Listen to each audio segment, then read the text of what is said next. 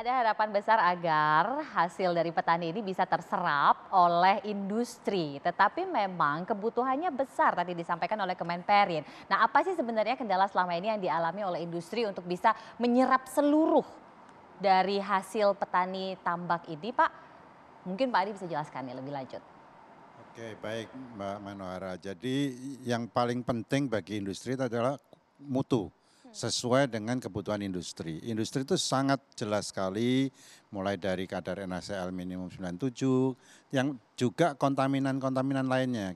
Ada kadar Ca, kadar magnesiumnya, SO4-nya, semua ini harus sesuai dengan kriteria industri. Karena kita dituntut untuk membuat produk yang baik dan masa simpannya lama.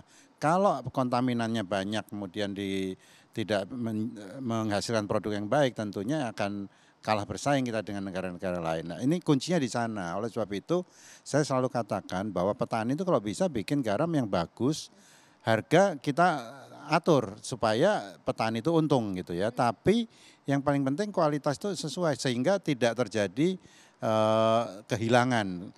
Jadi dari asal-asalan kalau dicuci garam itu hilangnya luar biasa. Misalnya KW3 mungkin Mas Muryadi tahu ya bahwa KW3 kalau diolah jadi KW1 aja itu hilang bisa 40% lebih gitu. Nah, lossnya luar biasa, belum ongkosnya mahal dan lain sebagainya. Itu kan sayang gitu.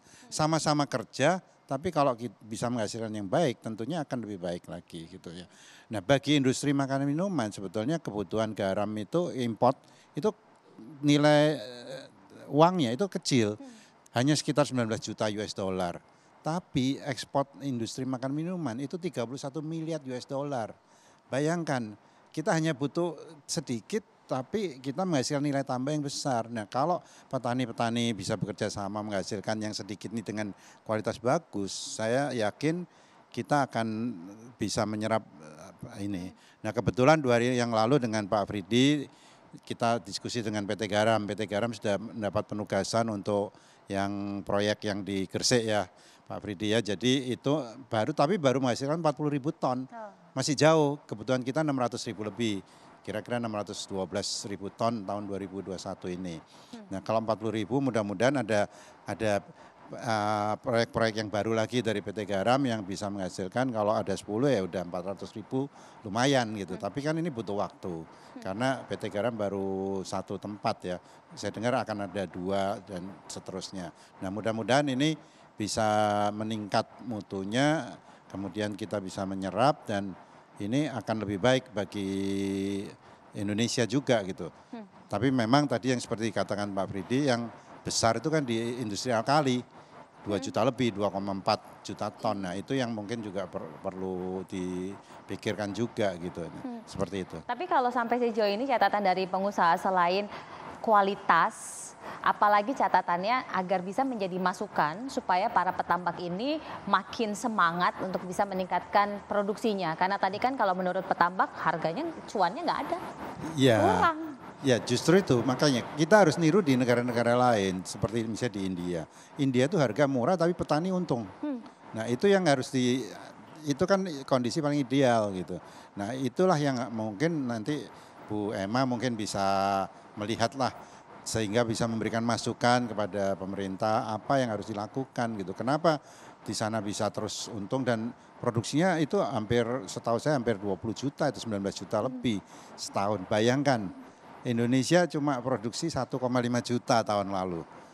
Masih sangat jauh Jauh. sekali gitu. Nah, ini sedangkan industri tumbuh terus. Tahun lalu industri makan minuman masih positif tumbuh 1,58. Kemudian otomatis kebutuhan kita bertambah terus gitu. Ya, nah inilah yang kita harus penuhi.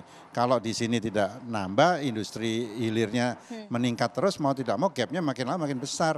Dan sangat wajar sekali kalau pemerintah, Impornya juga makin ya besar. apalagi sesuai PP yang baru dari PP berapa 38 ya, 28 itu kewajiban pemerintah untuk ketersediaan bahan baku industri itu menjadi kewajiban pemerintah.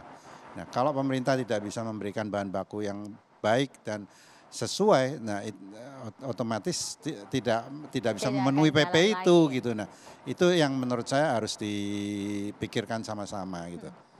Bu Emma, nah ini Bu Emma Kita mitranya ini ada di sini semua. Nah, tentu catatan-catatan dari DPR menjadi penting untuk bisa mendorong dan memberikan masukan, Bu Emma. Catatannya sampai sejauh ini. Ya, terkait dengan isu yang sekarang lagi viral ini terkait dengan impor garam, yang mana memang kalau kita melihat garis pantai negara kita ini memang luar biasa sumber daya alamnya, harusnya Indonesia mampu, harusnya seperti itu mampu.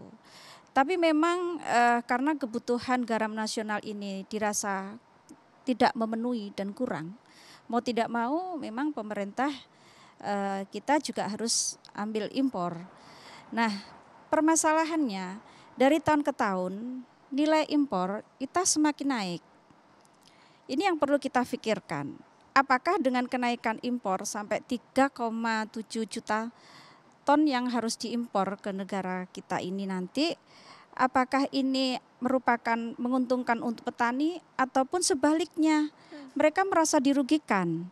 Nah, inilah yang harus kita pikirkan bersama-sama solusinya. Bagaimana industri garam nasional ini dan industri bisa berjalan dengan baik, tapi tidak melupakan petani garam juga bisa hidup lebih sejahtera. Nah, ini tugas kita bersama-sama bagaimana memikirkan biar bersama-sama berjalan, masyarakat kita sejahtera, industri kita tetap jalan. Nah, tapi kalau tadi mendengarkan apa yang dibutuhkan oleh industri, sebenarnya kita juga mampu dengan yang disampaikan oleh dari KKP. Kita punya panjang pantai yang luar biasa. Dari evaluasi yang dilakukan oleh DPR sampai sejauh ini, kendala-kendala yang dialami untuk bisa peningkatan baku mutu kualitas garam agar serapannya makin baik, bagaimana Bu? ya, salah satunya nanti dari pemerintah juga harus adanya edukasi pendampingan kepada petani tambak, petani garam, sehingga memang harus ada peningkatan kualitas mutu, karena itu yang harus dibutuhkan. Kalau tidak sesuai dengan mutu atau kualitas, industri tidak mau, apalagi obat-obatan, makanan ini juga harus benar-benar kualitasnya harus sesuai.